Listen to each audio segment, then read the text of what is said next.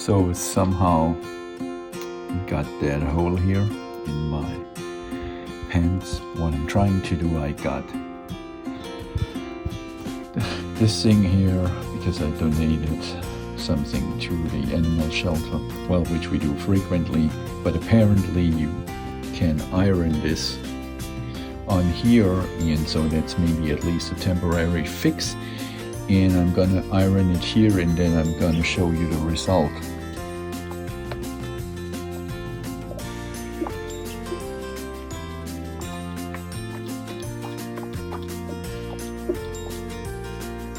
Okay, I'm done with the iron.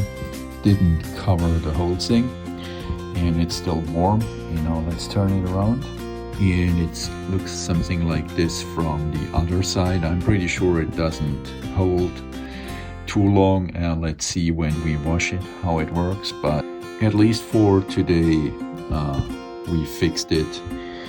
And by the way, if you see this, remember always, like we did, adopt your doggy, cat, whatever pet from the shelter if you have one.